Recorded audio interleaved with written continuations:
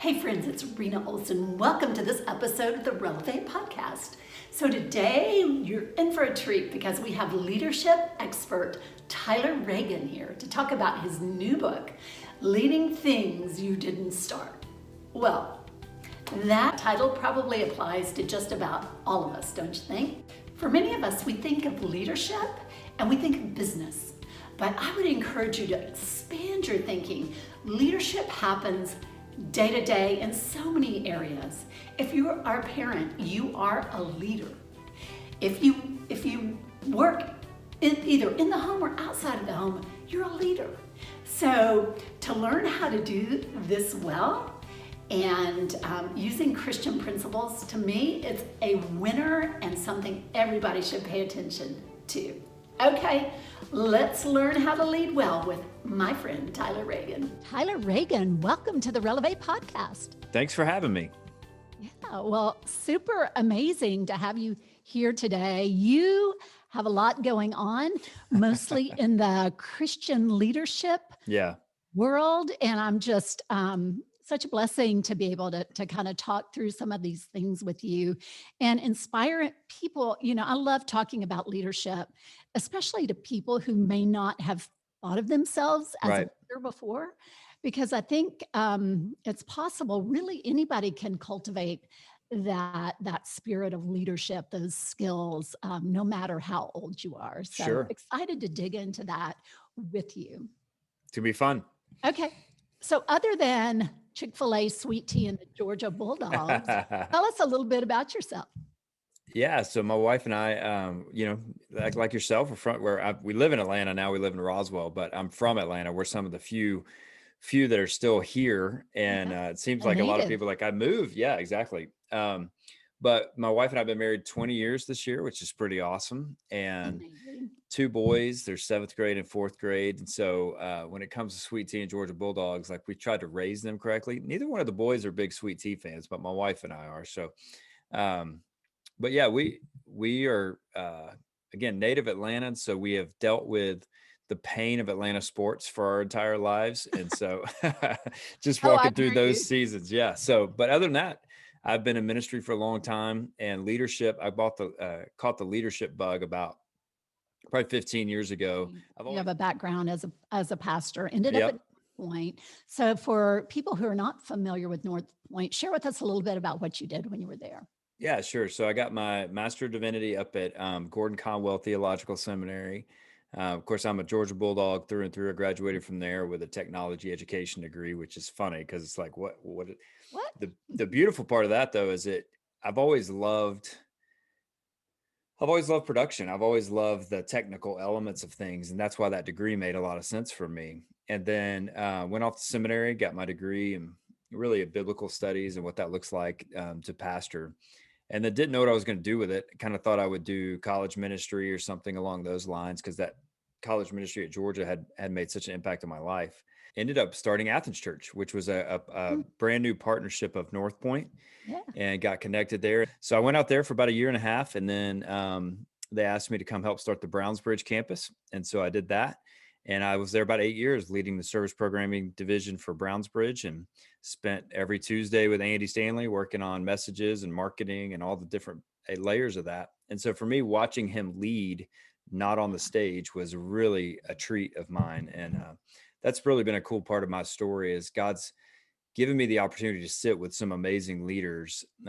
Even in seminary, I got discipled by a guy named Robert Coleman, who wrote the book, The Master Plan of Evangelism, which for years was kind of a centerpiece book on evangelism. And he was 75 at the time and just discipled young students. And it was just a gift. He called Billy Graham Billy, right? He's one of the only few that could do that. So I'm just grateful for the opportunities, and what it's constantly done for me is remind me of how important leadership is. And and to have that privilege of being with Andy Stanley, and just not only is he such a great pastor, but he's such a great leader, a man of such wisdom and character, and he's just so normal and approachable. And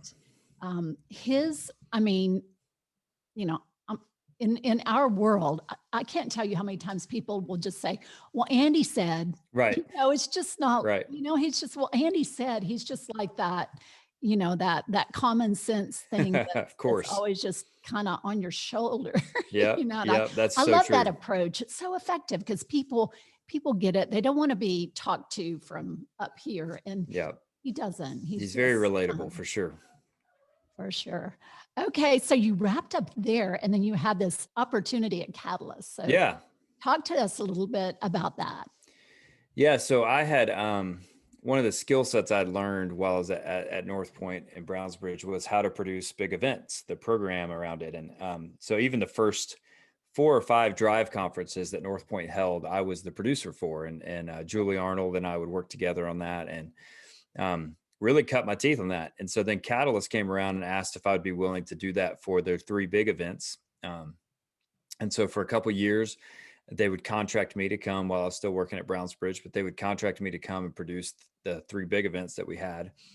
And then after about 2.5 years, Brad Lomenick, who was the director at the time, said, "Hey, would you be willing to come and be our creative director, but also develop our staff?" Because he knew that I loved the leadership component, leadership coaching, and truthfully, we were a leadership company, so we should be really good at that. So it was kind of a Yeah. cool opportunity, and one of those where I just kind of felt like I didn't have a choice. Like it was like, yeah, I got to do this. Like this is right up my alley, and it had an opportunity for just unique influence in the kingdom and with church world. So jumped at that, and about a year into it, Brad rolled out, and I stepped into the leadership role and served for about 5 years. And it was really hard and really amazing at the same time, but leading a national movement that was started by John Maxwell and Andy Stanley, you kind of feel like you gotta Yeah. you gotta try to steward that really well, and or tried really hard to do that. And I think I did some things really well, and I made some mistakes in some areas, and that's kind of part of the leadership journey, right?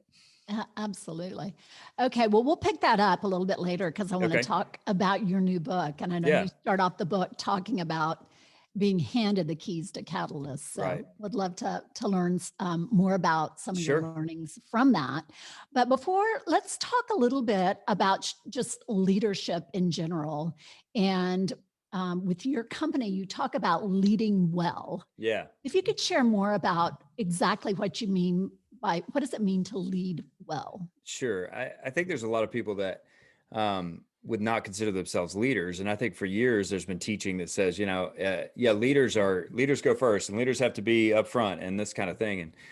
And but John Maxwell said it best and he simplified it, just said leadership is influence. And so a lot of times when I speak, I'll have everybody in the audience kind of think about one person that they have influence with.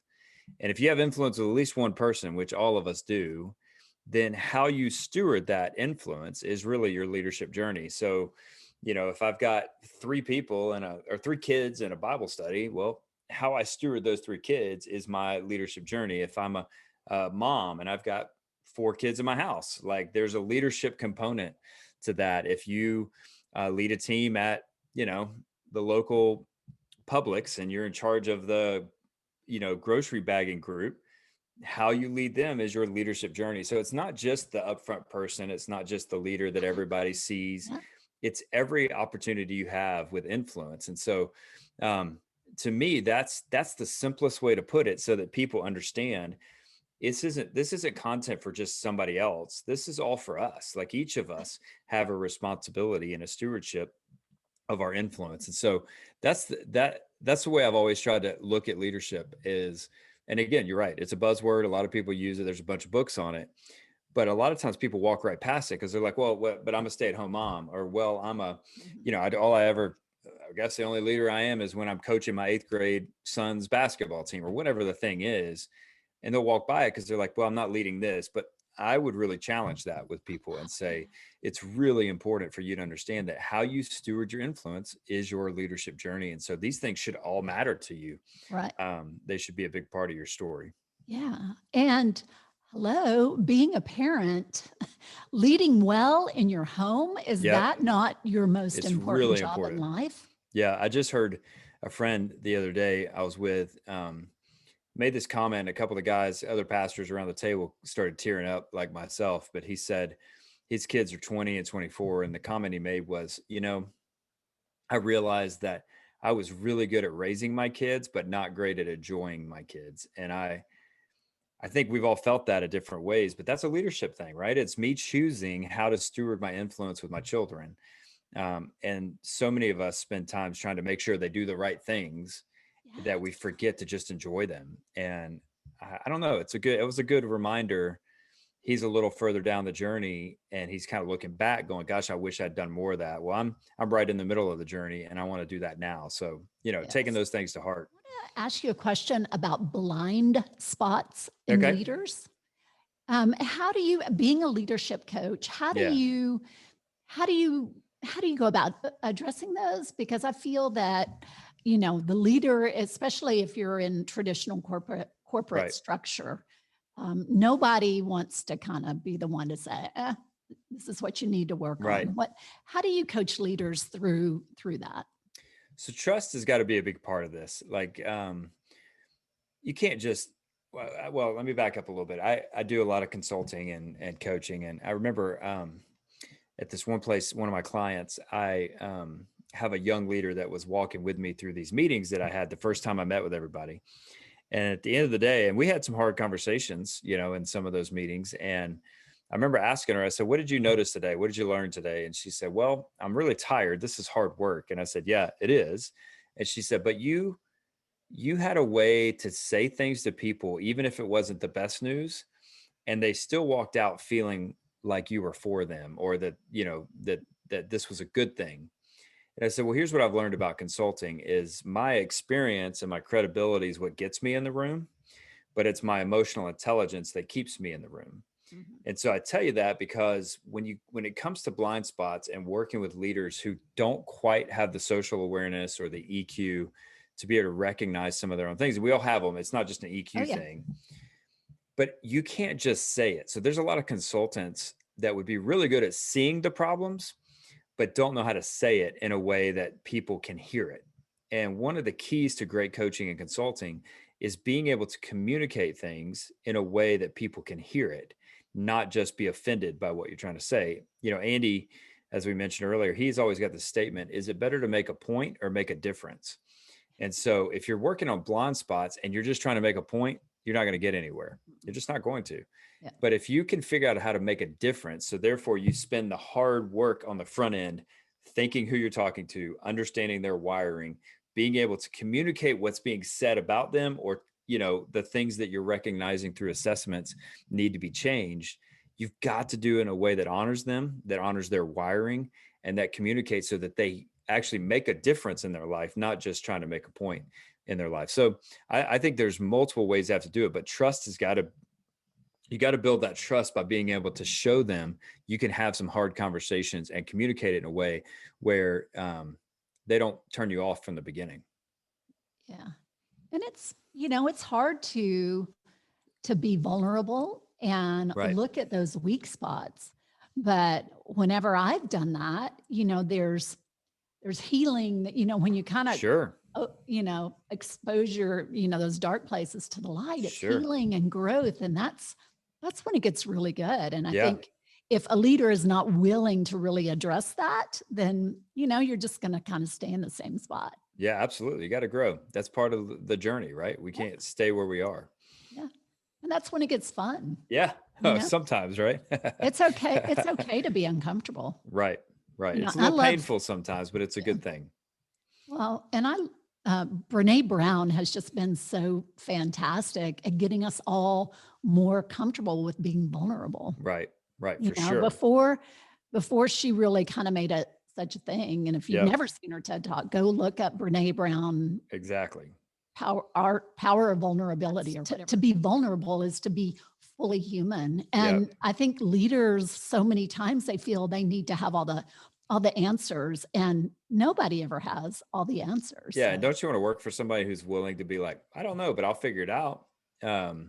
Versus trying to make up answers that they don't know the answer to. yeah.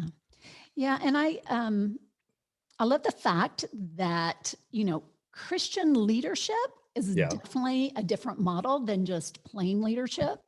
Talk us through that a little bit, Tyler, and why is that different, and why do you think it's important to have that aspect in there?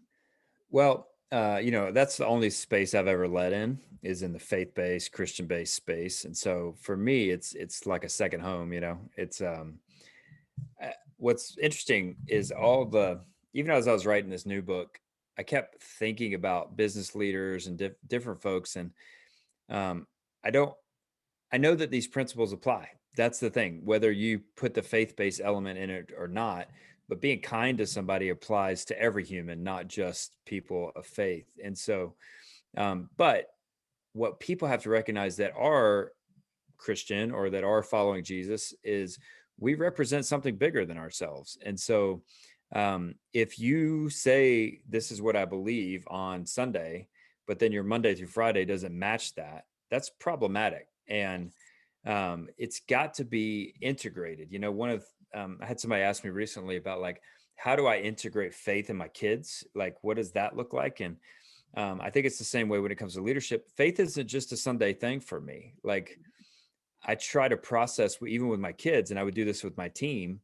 I want to process what I think I hear God saying, or what I think I got, how am I processing decisions through the faith that we all agree upon? And so, when it comes to leadership, the biggest part for me is I don't know too many people that have walked away from Jesus because of Jesus, but I know a lot that have walked away because of those of us that represent Jesus, those of us that, have a vocational call or that work at us. And I try to, when I speak to church staffs, I try to make sure, I don't care which position you are at the church, Mm-hmm. there's a group of people that see you as a representative of God because you're stepping True. into a space of church. And so how you lead affects their faith. It matters. And so for me, what I push Christians to understand is this isn't just a right or wrong. This isn't just a move the ball down the field. This has eternal consequence. This has a lot of weight to it in a good way, and it could be in a bad way if you don't manage it well. So for me, Christian leadership is it's not just principles to make sure we live a good, have a good career and this and that and the other. There's a lot on the line, and I think that's why it matters so much to me that we lead well. Right. And I love the servant leadership model that Yeah, Jesus embodied when he was here on earth. It was really, it still is so upside down. sure. And people that are outside the faith or are questioning or skeptical, it really, for me, it really goes back to that. And, him washing his disciples' feet Yeah, instead yeah, of the other way around. So yeah. how the world, would be such a better place if we all just kind of followed his servant leader model. Right. I think Yeah, at what you're doing, it's all in that spirit. it definitely is. Clay Scroggins, who's a part, he's down at Buckhead Church. Oh yeah.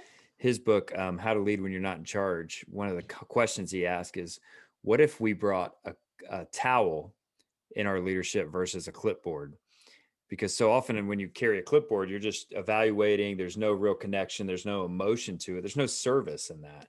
But if you bring a towel like Jesus did and wash the feet versus just standing over somebody with a clipboard, it just makes a difference in their lives. It's like, wow, okay, this person's for me, not just for what I do for them. And I think that's a key part of being a great leader. Yes, most definitely. Okay, so you've got a lot going on since leaving Catalyst. Yeah. So it started with the Life Giving Company. Yeah. Tell us more about what that's all about. Well, as I mentioned earlier, Fran Lamatina was an executive coach that really encouraged me in my walk and my leadership journey. And so I remember sitting in a meeting one day where she was teaching my team, they're coaching our team. And I remember thinking, I really wish I could do that. I think I could do that. I love it. And so I just kind of started from there. I started my own little side leadership coaching business. Never knew, wasn't trying to do it full time, just thought I would do it. And when the opportunity arose, I would do that. And so, um, fast forward after my years of leading at Catalyst, and I always still did a little bit on the side. Like my first book was through the company and some other stuff like that. And I would have some clients here and there when I would go speak. It was kind of all through that same Life Giving company. Well, it was originally called Excolo Coaching and Consulting, but the Life Giving company came after the first book I wrote. And so about 2 years ago, I stepped out on my own full time. And basically, I've got I have a bunch of clients, but 4 or 5 major clients, and mostly churches and ministries that I'm serving alongside of, and helping them with their executive teams and working with organizational leadership of that church or that organization. I'm one of those guys, I'm pretty unstructured naturally. And by unstructured, doesn't mean that I can't get things done. It means that I like difference. I like every week to feel a little different. Yeah, If I have the me same too. routine day in and day out, I would probably lose my mind.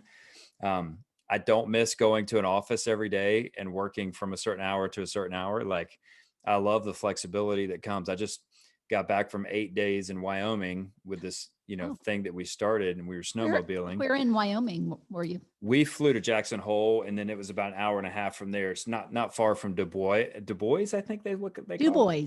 Du Bois. There you go. And I went to so, school at the University of Wyoming, so did you in Laramie?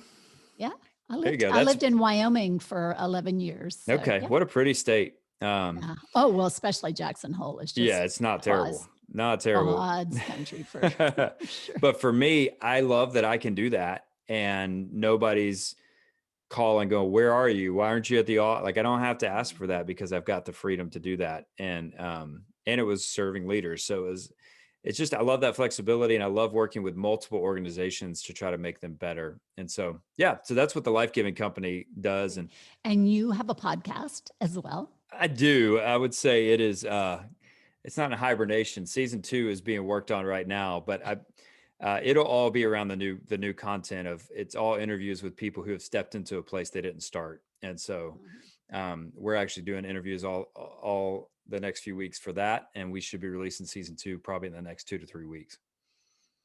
Excellent, Yeah. excellent. I saw that Cheryl Botchelder was Yep. one of your people who contributed Yeah. some At the some end of of the her book, I amazing have insight to the book. she's She's a amazing. I have 4 case studies in the back, chapters of different leaders who have stepped into things they didn't start and just what they learned while they did it.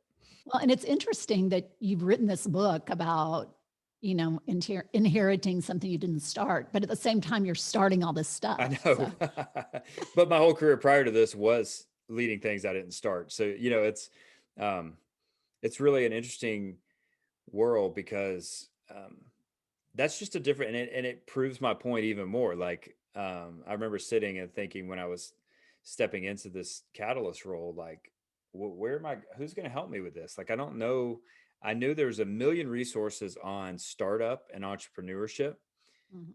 but I've made this number up a little bit, but I think 90% of us don't do that. Like, maybe more. Very Yeah. few of us actually start something from scratch, right? Mhm. Um, Most of us step into a team that exists, or we step into a platform that's already there, or we step into, we follow a leader that was either loved or hated. And how do we do that well? So I just remember thinking, I don't know of any real resources on this.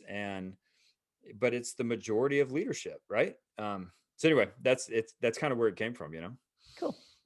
And the full name of the book is Leading things you didn't start. The subtitle is Winning Big When You Inherit People, Places, and Possibilities. yeah, and it's out in Yeah, yeah, March 2nd, 2021. Who would have think it? Who would have thunk it? I don't even know what I'm trying to say there. who'd have thunk it? So, who do you hope reads this book?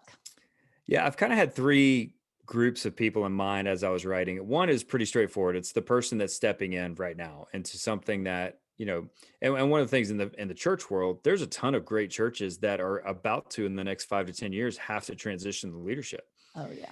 And so that was a big part of the audience. And even that, if you're a Christian stepping into a new management role at the bank, like, it doesn't matter. It's just, how do we go about doing this well so that we gain influence as we step in versus losing it because we didn't handle it correctly. The second group that comes to mind would be churches or Christian ministries or Christian businesses as an onboarding tool. So, like, imagine, in a month, you're starting this new job at a church or in an organization, and they send you a little care package ahead of time. And in that care package is a hat that matches the logo, and, you get your pins and all this. But there's a book that's literally saying, hey, we want you to read this before you show up, because we believe if you apply some of these principles, you'll be successful as you step into this space. And so I'd love for churches and organizations just to have a box on hand so that when they have new staff coming on, they're able to just to send them off, or even volunteers. I mean, hey, you're managing something we worked really hard on, so we want you to do this well. And then the last group that's just come to mind as I've been down at Southeastern is college graduates. As they're leaving to step into jobs that they didn't start, I think it's a great resource for them, something that they could give them some meat, something to hold on to as they step into places that they didn't start, because very, very few of those would be starting something from scratch. And so that's kind of who I think of when I think of this would be a really helpful resource. When you were doing the research for this book, any surprising findings that you discovered along the way? I'm such a conversational writer. And so, one of my goals is that you read it and it feels like you're sitting with me right now and we're talking about leadership. Um, as I started kind of just digging into each of these topics, um, I really started noticing that it's not like there's all this great new content. It's more of just trying to put it all and curate it in one space where now you see how this applies specifically to this subject. So, for instance, my first book, um, it was probably more of a generic leadership thing. And so if you were walking by, now, unfortunately, for some reason, Barnes and Noble kept putting it in Eastern philosophy because that's totally what that book's about, which I'm like, it's What? not really, nobody's looking for that over there. But if you're not looking specifically for a Christian leadership book, you probably wouldn't have picked that book up. Mm. This one is hard for me to believe that you walk by it and not go, huh, I actually need that because I just did that, or I know somebody that like, it seems like it has a little bit more traction from a specific. But the reason I say that is it really helped me where when I would think through or create a principle, I had very specific ways to apply that principle because I knew it was all about this specific situation of stepping into something. So it really helped me as I researched and as I continued to just kind of grow out my own principles or thoughts from my experience. Um, of how do you do this well and what does that look like. Well, I was able to take those principles and not just kind of throw out hypotheticals. I was able to put them very clearly into my own stories, into my own life.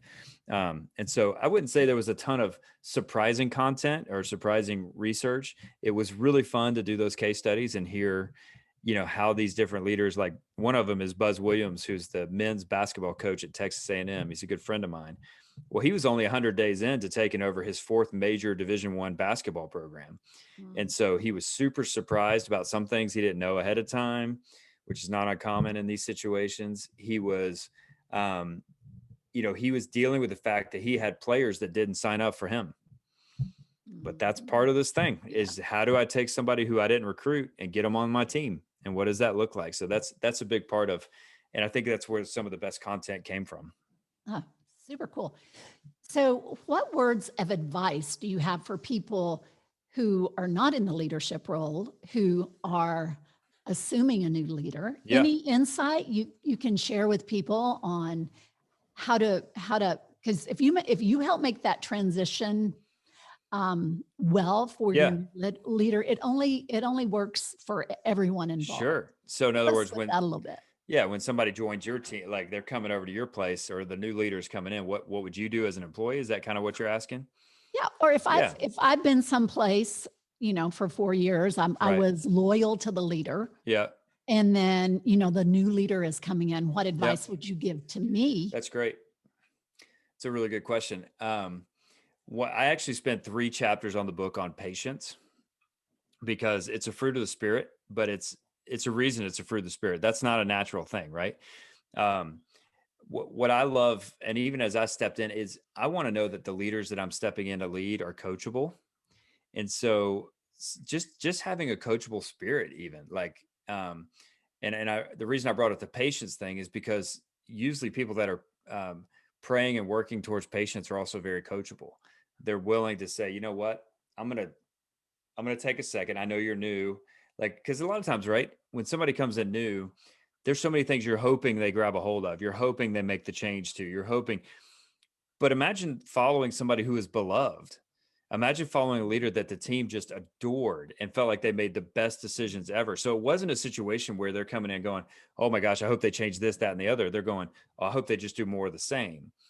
But one of the reasons I talk about and how these two books connect from my first book to this one is when you're called into a new role, your job is not to be the person that was there before. Your job is to learn what's best. What were the best practices? What were the things they did best? But don't be them. that's not your job, and you're not going to be the best leader for your people if you're trying to be somebody you're not. And Mhm. so I think, when you're accepting or you're serving on a team with a new leader, a big part of that is just showing them, hey, I'm in this with you, and I'm in it for the person that you are. I don't want you to be the guy or the girl that was here before. Like, so how do you support that? How do you say those things in a way that makes them know that, you're for them, you're for them as them being them, for trying to get three thems in one sentence. That was special. But you know what I'm saying? That's just it's really important that we create a culture and a space where it's like, hey, we want you to succeed, and we believe in you, not just because we love the person before, but because we're trusting that you're the right person to lead us in the future. So what does it look like to just show from the beginning, hey, my hands are open, I'm in this, I'm not holding this history tight, I'm not holding this past like this is the best way to do it ever. I'm holding it with very much open hands. It's in everybody's best interest Absolutely. when you are for that person. And, I'm sure that when there's like, some type of dramatic turnover, then it's a whole different For sure. level of And angst that that you kind of have to. thing either expedites some of the process or slows down some of the process. Like, I don't believe that it should be a new sheriff in town every time you come in. You got to take time on these things. But there are a few times that leaders will inherit something that's sinking. And Yes. so there is a requirement to expedite some of the process a little bit. Okay, Tyler, tell us about the latest venture with the pastors, the 1010 project. 1010 project. So last year, within 12 months, I lost 3 pastor friends to suicide. And um, a lot of people are like, well, why would, and there is a lot of anger with that because it just feels, it's very frustrating and yet sad at the same time. But the third one was a close friend who had just been with us a few weeks before, serving pastors and trying to help from his story, encourage them to stay in the game. And when he took his life, I just didn't have, I knew my spirit was very unsettled, and I knew I needed to do something about it. And taking my years of network with Catalyst, taking my understanding of coaching and my relationship with Miles Adcox, who runs on-site ministries or on-site workshops in Nashville, which is a therapeutic retreat center. I just, me and a buddy who was a pastor as well, just felt like we had to do something about this because we were tired of losing our friends, not just to that ultimate decision of suicide, but also to addiction and to moral failures and those sorts of things. And what we knew is we can take retreats and we can put people on really cool trips, but what do you do after that? Most pastors don't have a place to talk. Yeah. If they have some sort of inappropriate feelings or they're struggling with this, that, and the other, talking to the elders isn't usually a safe place to do that because they don't know what to do with that. And it's like, what, you need money for counseling? What's going on? Like, you're never going to like what, because there is an expectation, and rightfully so, that your character and integrity and your morality are all really high. And they're, but then when you're saying I'm struggling with this part of my character or this thing, there's a fear that you're going to go off the rails. And so you're scared for your job. So then you don't say anything. Well, that doesn't seem like to be a safe option. And the last guy, Darren, who took his life, this guy was in the healing ministry part of it. Like, he was doing his work and his ministry from that place of pain he had been through, from those places of seeing the damage from a failure. And yet he still had a secret that he felt like he couldn't tell anybody. And so he took it to the ultimate decision to take his life. And so we started 1010 Project. It's based on Ecclesiastes 10:10 that says, when the axe grows dull, it's harder to swing, but with skill comes success. And so we have this cool little logo that's the axe, but with a shepherd's hook. And so our heartbeat is to sharpen pastors, but also to shepherd pastors. And so we've created a 12-month process. The guys, I literally just got back yesterday from our first group, our first project. It's 15 pastors. We took them snowmobiling up in Jackson, north of Jackson Hole. And that excursion is just to get them out. We got to get away. Mhm. We got to unplug. We got to have some fun. But where the power happened was sitting around the dinner table at night. The power happened is they're broken up into small groups. And so what's beautiful is after 4 days, they've all gotten to know each other. They all had a great time, but it's not done. they all know for the next 12 months, they're going to be in relationship with this group. And so hopefully we're creating a space where they can say what they need to say and Yeah. be honest about what's going on. And it's with guys right now who are other pastors who understand but don't need anything from them. Right. And so, the chance of losing their job, that's not the question. It's a safe place. And we're a nonprofit because we wanted to be able to raise capital so that guys or leaders who can't afford the expense of it, we can help scholarship some of it. Everybody's got to pay something because there's a big investment on our end, so we want to make sure they're equally invested. But also, we know there's going to be some leaders who need marriage counseling and who need addiction therapy or whatever the thing may be, and so we want to have capital to be able to just go, hey, well, here's what we're going to do. We're going to pay for you to go to this marriage retreat. And so yeah, we're just kind of fresh into it. But what was beautiful is, we had 15 guys in this first group. We've probably got 30 people that have already wanted to be in our second group that starts in June. So we're just kind of, the train has left the station, to say the least. Well, and I saw a picture on social media, and so many of the guys were all just tatted up and Yeah, that's some cool dudes out there, never would have thought that was a pastor's gathering for sure. It's a new day and age for pastors, to say the least. Well, I love it. So tell us how people can connect with you, Tyler Reagan. Yeah, social media is probably the easiest, at Tyler Reagan, Reagin. If you want to know more about, well, you can go to tylerreagan.com. It's got connections to the books, but also Life Giving Company, other things like that, and would allow you to kind of connect to me and see what else is going on. Cool. So the word relevate Yeah. is a real word. It means to uplift or restore to good spirits. It's great. Close us out with a word of inspiration, if you will, please. Yeah, I just can't shake this idea for those of us as parents, that we're called to bring life to our kids, not just discipline them and raise them, quote unquote. And I try to do that with every leader that I serve. And the whole first book, Life Giving Leader, I just had a simple phrase that when life flows, influence grows. And so for those leaders who want to know more about how to gain influence, I would tell you day in and day out, you just pour life into the people around you, and you'll be shocked when it goes from 2 to 20, and then it goes to 20 to 400 or whatever the numbers may be. But if you just choose to pour life into people around you, don't be shocked to see your influence grow. That is a word, my friend. Keep up the amazing work you're doing. Good luck with the book launch, and just stay in touch, Tyler. Thank you so much for this time. Sure. Thanks for having me. So now you know why Tyler is a leadership expert. He is so full of wisdom and great advice for us about leadership. I love what Tyler said.